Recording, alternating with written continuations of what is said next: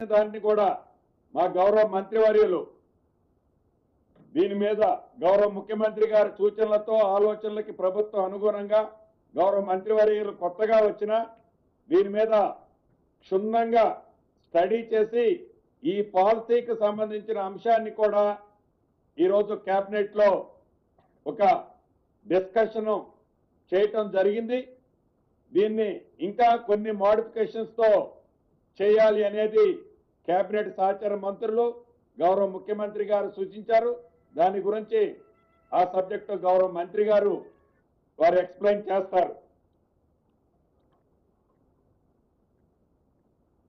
అదే రకంగా ఏవైతే రాష్ట్ర వ్యాప్తంగా అసంపూర్తిగా కేవలం ఆనాటి ప్రభుత్వం వారి వ్యక్తిగత లబ్ధి కోసం వారి స్వార్థం కోసం ఏవైతే ఇరిగేషన్ ప్రాజెక్టులు అంతకు ముందు నుంచి పెండింగ్ లో ఉన్న ప్రాజెక్టులు వారికి బెనిఫిట్ అయిన వాటిని టేక్అవుట్ చేసి 2%, 3%, 4% వర్కులు పెండింగ్ ఉంచిన కారణంగా 98% ఎక్స్పెండిచర్ అయినా సింగిల్ ఎకరానికి 1 ఎకరానికి కూడా నీళ్లు ఇచ్చే పరిస్థితి ఈనాడు ప్రధానమైన ప్రాజెక్టులను చెప్పుకుంటున్న ప్రాజెక్టులలో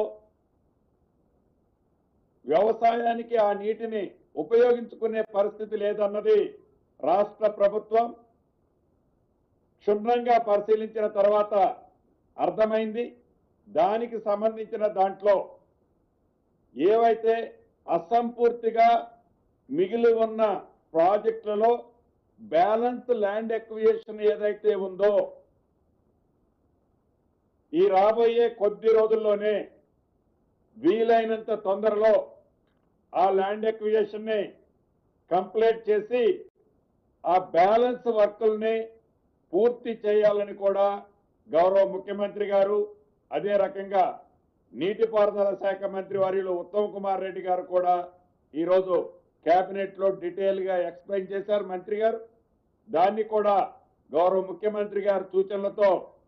రాబోయే రోజుల్లో ఆ బ్యాలెన్స్ ల్యాండ్ ఎక్విజిషన్ ని పూర్తి చేసి ఆ నామినల్ గా బ్యాలెన్స్ ఉన్న వర్క్ ని కంప్లీట్ చేసి తెలంగాణ రాష్ట్ర రైతన్నలకు వారి పంటలు సస్యశ్యామలంగా నీళ్ళిచ్చే విధంగా ఆ నిర్ణయాన్ని కూడా ఈరోజు కేబినెట్ లో నిర్ణయం తీసుకోవడం జరిగింది. ఇప్పుడు గౌరవ